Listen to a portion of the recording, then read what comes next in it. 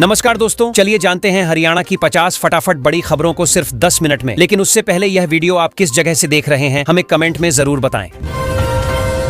पश्चिमी विक्षोभ सक्रिय होने से हरियाणा में मौसम अचानक बदल गया है। कई जिलों में बादल छाए हुए हैं और मौसम विभाग ने 25 तारीख तक हल्की वर्षा की संभावना जताई है। इससे किसानों को थोड़ी राहत मिल सकती है, खासकर धान की फसल वाले क्षेत्रों में।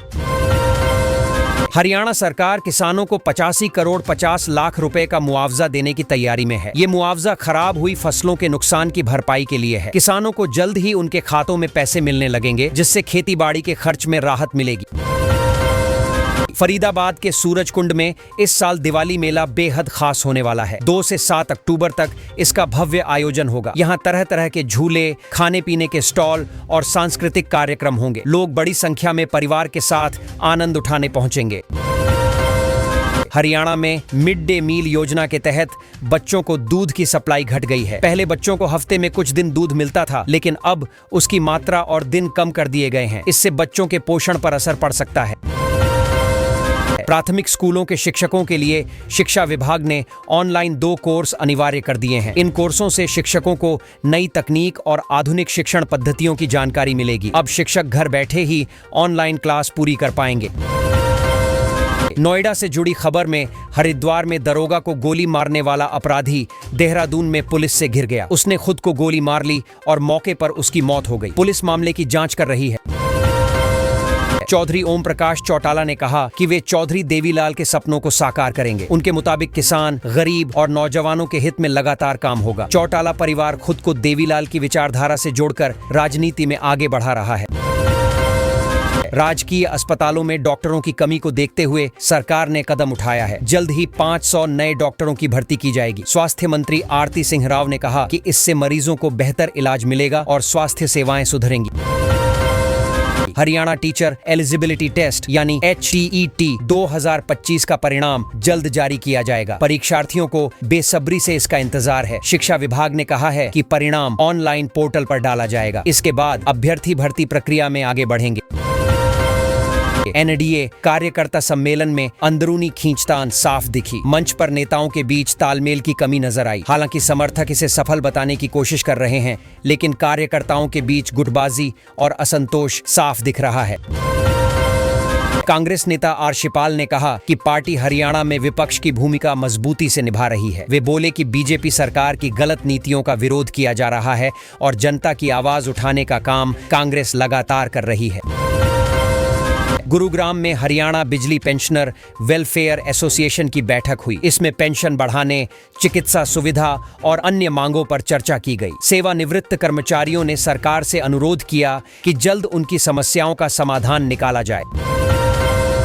हरियाणा में इंटरनेशनल कार्गो सेवा शुरू करने की राह साफ हो गई है। इससे किसानों को अपनी फसल विदेशों में बेचने का मौका मिलेगा। खासकर फल और सब्जियों के निर्यात से किसानों की आय बढ़ सकती है और उन्हें अच्छा दाम मिल पाएगा।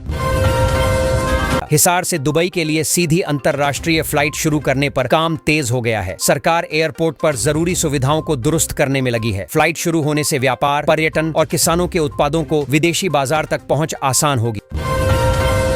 पंचकूला नगर निगम में अब केवल 20 वार्ड रहेंगे। इस बार महिलाओं के लिए वार्डों की संख्या बढ़ाई गई है। आगामी चुनाव को लेकर राजनीतिक हलचल तेज हो गई है और सभी दल नए समीकरण बनाने में जुट गए हैं।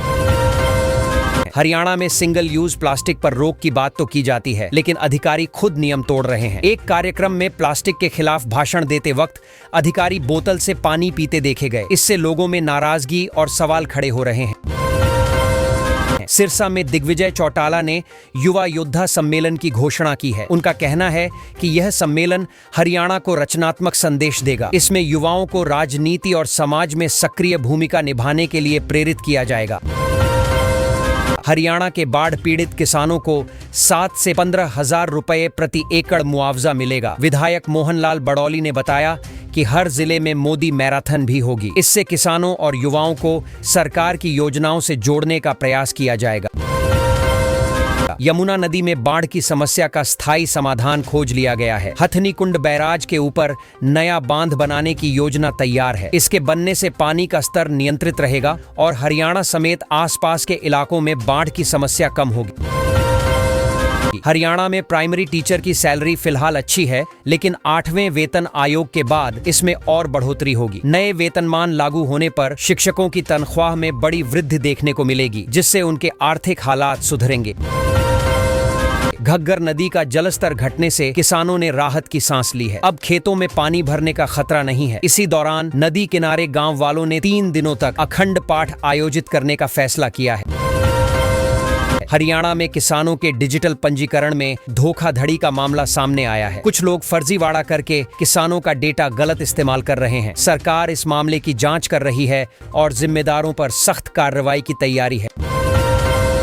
हरियाणा में प्रधानमंत्री आवास योजना के तहत अब तक 1 करोड़ 20 लाख घर स्वीकृत हुए हैं। इनमें से 56 लाख घरों का निर्माण पूरा हो चुका है। सरकार का कहना है कि सभी पात्र परिवारों को जल्द पक्का मकान मिल सकेगा। कि एमपी एक्सप्रेसवे की मरम्मत अगले हफ्ते से शुरू होने वाली है। सड़क पर गड्ढों और खराब हिस्सों को ठीक किया जाएगा। इससे सफर करने वालों को सुविधा मिलेगी और दिल्ली एनसीआर से हरियाणा जाने वाले वाहनों की रफ्तार बढ़ेगी। रेवाड़ी में किसानों के लिए राहत की खबर है। फसल नुकसान का मुआवजा पाने के लिए पोर्टल खोला गया है। किसान ऑनलाइन आवेदन करके अपनी दावेदारी दर्ज कर सकते हैं। प्रशासन का कहना है कि यह प्रक्रिया पारदर्शी होगी और किसानों को जल्द राशि मिलेगी। हरियाणा सरकार ने बाढ़ प्रभावित किसानों के लिए 15,000 रुपए प्रति एकड़ मुआवजे की घोषणा की है। यह राहत पैकेज नुकसान की भरपाई के लिए है। किसानों ने इस फैसले का स्वागत किया, लेकिन मांग की कि नुकसान का आकलन सही तरीके से किया जाए। हरियाणा के सरकारी स्कूलों में अब अंग्रेजी माध्यम की पढ़ाई शुरू की जा रही है। सरकार का कहना है कि इससे बच्चों को प्रतिस्पर्धा में आगे बढ़ने में मदद मिलेगी। कई स्कूलों में पायलट प्रोजेक्ट भी शुरू हो चुका है और आगे इसका विस्तार होगा। बिजली बिल डिफॉल्टर्स के लिए हरियाणा सरकार ने विशेष छूट योजना निकाली है। जो उपभोक्ता पुराने बिलों का भुगतान नहीं कर पाए थे, उन्हें अब राहत दी जाएगी। ब्याज और जुर्माने में छूट मिलेगी ताकि लोग आसानी से बिल चुका सकें और कनेक्शन कटने से बचें।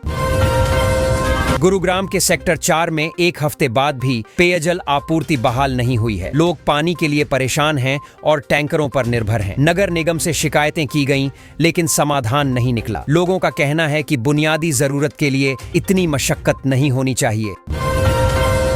हरियाणा सरकार अब ड्रोन तकनीक को बढ़ावा देने जा रही है। मुख्यमंत्री ने साफ कहा है कि राज्य को देश का ड्रोन हब बनाया जाएगा। इस पहल से खेती, सुरक्षा और औद्योगिक कामों में आधुनिक तकनीक का इस्तेमाल बढ़ेगा और युवाओं को रोजगार के नए अवसर भी मिलेंगे। करनाल में बिजली से जुड़ी समस्याओं की सुनवाई आज की जाएगी। प्रशासन ने उपभोक्ताओं की शिकायतें सुनने और तुरंत समाधान निकालने का आश्वासन दिया है। लोग लंबे समय से वोल्टेज उतार चढ़ाव और बिल गड़बड़ी जैसी दिक्कतें उठा रहे थे। उम्मीद है कि इस बैठक से कुछ राहत मिलेगी। कुछ गांवों के सरपंचों को सम्मानित करने का कार्यक्रम होगा। इसके साथ ही हर पंचायत में एक स्पेशल कार्यक्रम भी चलाया जाएगा। इससे ग्रामीण स्तर पर नेतृत्व को बढ़ावा मिलेगा और विकास योजनाओं की जानकारी जनता तक पहुंचेगी। सरकार गांवों को सशक्त बनाने में लगी है। एससी और ओबीसी छात्रों के लिए सरकार ने नई आर्थिक सहायता योजना लागू की है। इसमें योग्य छात्रों को स्कॉलरशिप मिलेगी। आवेदन करने की प्रक्रिया शुरू हो चुकी है। सरकार चाहती है कि गरीब और पिछड़े वर्ग के बच्चे शिक्षा में पीछे न रहें और आत्मनिर्भर बने।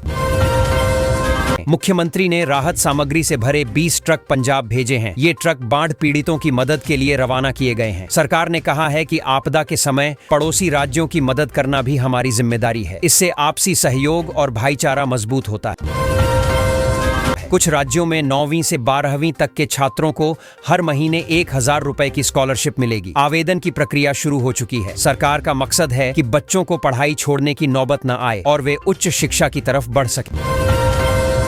निकोबार प्रोजेक्ट को लेकर कांग्रेस और बीजेपी आमने सामने हैं। ये प्रोजेक्ट करीब 72,000 करोड़ का है। विपक्ष का कहना है कि इसमें पर्यावरण को नुकसान होगा, जबकि सरकार का दावा है कि ये विकास और रोजगार का बड़ा जरिया बनेगा। मामला अब राजनीतिक बहस का रूप ले चुका है। दिल्ली एनसीआर में नया औद्योगिक शहर बनाने की योजना तैयार की जा रही है। सरकार का मकसद निवेशकों को आकर्षित करना और रोजगार बढ़ाना है। इसके बनने से कारोबार और उद्योगों को नई पहचान मिलेगी। इस क्षेत्र को बड़े पैमाने पर विकसित करने की तैयारी है। सरकारी स्कूलों में अर्धवार्षिक परीक्षाओं की डेट शीट जारी कर दी गई है। अब बच्चों और अभिभावकों को तैयारी में आसानी होगी। स्कूल प्रबंधन भी समय पर सिलेबस पूरा कराने में जुटा है। शिक्षा विभाग चाहता है कि परीक्षा प्रक्रिया पारदर्शी और समयबद्ध तरीके से पूरी की जाए। हरियाणा के 8वीं कक्षा के छात्रों को सरकार मासिक छात्रवृत्ति देने जा रही है। आवेदन की अंतिम तारीख भी तय कर दी गई है। इससे गरीब परिवारों के बच्चों को पढ़ाई में मदद मिलेगी। सरकार शिक्षा को मजबूत करने के लिए कई नई योजनाएं लागू कर रही है। बाढ़ राहत के लिए सरकार ने विशेष गिरदावरी शुरू कर दी है। इससे फसलों के नुकसान का आकलन होगा और किसानों को मुआवजा दिया जाएगा। कई गांवों में पानी भरने से हालात बिगड़े हुए हैं। प्रशासन लगातार काम कर रहा है ताकि प्रभावितों को जल्दी राहत मिल सके। हरियाणा के कई जिलों में पानी का स्तर बढ़ गया है और हालात चिंताजनक हैं। मौसम विभाग ने आज भी झमाझम बारिश की संभावना जताई है। प्रशासन ने लोगों को अलर्ट किया है और निचले इलाकों के निवासियों को सुरक्षित स्थानों पर जाने की सलाह दी है। मुख्यमंत्री ने बताया कि अब तक 3,24,583 किसानों ने मुआवजे के लिए आवेदन किया है। सरकार चाहती है कि हर प्रभावित किसान को राहत मिले। अधिकारियों को आदेश दिए गए हैं कि जांच और वितरण की प्रक्रिया तेजी से पूरी करें ताकि किसी को दिक्कत न हो। नई गेहूं की किस्म WH1309 लॉन्च की गई है। इसकी खासियत है कि ये गर्मी सहन कर सकती है। किसानों को उम्मीद है कि इससे उत्पादन बढ़ेगा और नुकसान कम होगा। कृषि वैज्ञानिकों का मानना है कि आने वाले समय में यह किस्म ज्यादा लोकप्रिय हो सकती है। गुरुग्राम नगर निगम ने शहर की गंदगी और पॉलीथिन के इस्तेमाल पर शिकंजा कस दिया है। निगम ने साफ किया है कि गंदगी फैलाने वालों और पॉलीथिन इस्तेमाल करने वालों पर कार्रवाई की जाएगी। इससे शहर की सफाई व्यवस्था में सुधार आने की उम्मीद है। गुरुग्राम में इस समय तेज धूप ने लोगों को खूब परेशान कर रखा है। लोग गर्मी और धूप से बचने के लिए छांव और पानी की तलाश में नजर आ रहे हैं। अचानक मौसम में हुए बदलाव ने आम जीवन को प्रभावित किया है और लोग राहत की उम्मीद कर रहे हैं। यमुनानगर जिले के हथिनी कुंड बैराज से एक युवती ने छलांग लगा दी। राहगीरों ने उसे रोकने की कोशिश की लेकिन सफल नहीं हो सके। पुलिस को सूचना दी गई और खोजबीन जारी है। इस घटना ने लोगों को झकझोर कर रख दिया।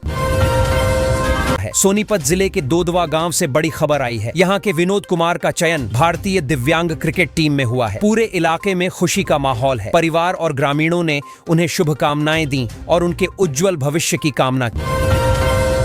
घग्गर नदी के जलस्तर में कमी आई है। एक सप्ताह बाद नदी का पानी 15,000 क्यूसेक से नीचे आ गया है। इससे आसपास के किसानों और लोगों को राहत मिली है। हालांकि डर अब भी बना हुआ है, लेकिन स्थिति पहले से बेहतर हो रही है। हरियाणा में स्वास्थ्य सेवाओं को मजबूत बनाने के लिए सरकार ने 135 नए स्वास्थ्य संस्थानों के निर्माण का ऐलान किया है। इसका उद्देश्य ग्रामीण और शहरी दोनों इलाकों में स्वास्थ्य सुविधाएं बेहतर करना है। इससे आम लोगों को बड़ी राहत मिलेगी। गुरुग्राम में रोजगार मेला लगने वाला है, जहां कई प्रतिष्ठित कंपनियां युवाओं को नौकरी का मौका देंगी। यह आयोजन बेरोजगार युवाओं के लिए सुनहरा अवसर माना जा रहा है। यहां अलग अलग क्षेत्रों की कंपनियां इंटरव्यू करेंगी और योग्य अभ्यर्थियों का चयन किया जाएगा। इससे रोजगार की संभावनाएं बढ़ेंगी। हरियाणा सरकार ने बड़ा फैसला लिया है कि अब डिलीवरी बॉय समेत कई तरह के काम करने वाले लोगों को सामाजिक सुरक्षा मिलेगी। इसका मतलब है कि उन्हें बीमा, पेंशन और दूसरी सुविधाओं का लाभ मिलेगा। सरकार का कहना है कि श्रमिक वर्ग को सुरक्षित करना बहुत जरूरी है। राज्य के प्राथमिक स्कूलों में अब टीजीटी और पीजीटी शिक्षक बच्चों के पढ़ाई स्तर का आकलन करेंगे। सरकार का कहना है कि इससे बच्चों की बुनियाद मजबूत होगी और पढ़ाई में कमियां जल्दी पकड़ में आएंगी। यह व्यवस्था गुणवत्ता सुधारने के उद्देश्य से लागू की जा रही है। कृषि से जुड़ी खबर में चेयरमैन देव कुमार शर्मा ने कहा कि किसानों के साथ कोई खिलवाड़ बर्दाश्त नहीं किया जाएगा। उन्होंने साफ किया कि कृषि से जुड़े फैसले किसानों की भलाई को ध्यान में रखकर ही लिए जाएंगे। किसानों के हितों की अनदेखी नहीं की जाएगी। हरियाणा सरकार ने आदेश जारी किए हैं कि अब स्कूलों के 100 गज के दायरे में तंबाकू और गुटखा बेचना पूरी तरह बैन रहेगा। अगर कोई ऐसा करता पकड़ा गया तो उस पर सख्त कार्रवाई होगी। यह कदम बच्चों की सेहत को ध्यान में रखकर उठाया गया है। कांग्रेस नेता रणदीप सुरजेवाला ने आरोप लगाया है कि सरकारी लापरवाही की वजह से हरियाणा के लोगों को बाढ़ की तबाही झेलनी पड़ी है। उनका कहना है कि अगर समय पर तैयारी और प्रबंधन किया जाता तो नुकसान कम होता। उन्होंने सरकार पर कड़ी नाराजगी जताई है। राज्य में जलभराव की वजह से किसानों की फसलों को भारी नुकसान हुआ है। रिपोर्ट्स के मुताबिक 26 लाख एकड़ से ज्यादा जमीन पर खड़ी फसलें पानी में डूब गई हैं। इससे किसानों को बड़ा आर्थिक झटका लगा है। सरकार से मुआवजे की उम्मीद जताई जा रही है। पश्चिमी विक्षोभ सक्रिय होने से हरियाणा में मौसम अचानक बदल गया है। कई जिलों में बादल छाए हुए हैं और मौसम विभाग ने 25 तारीख तक हल्की वर्षा की संभावना जताई है। इससे किसानों को थोड़ी राहत मिल सकती है, खासकर धान की फसल वाले क्षेत्रों में। हरियाणा सरकार किसानों को 85 करोड़ 50 लाख रुपए का मुआवजा देने की तैयारी में है। ये मुआवजा खराब हुई फसलों के नुकसान की भरपाई के लिए है।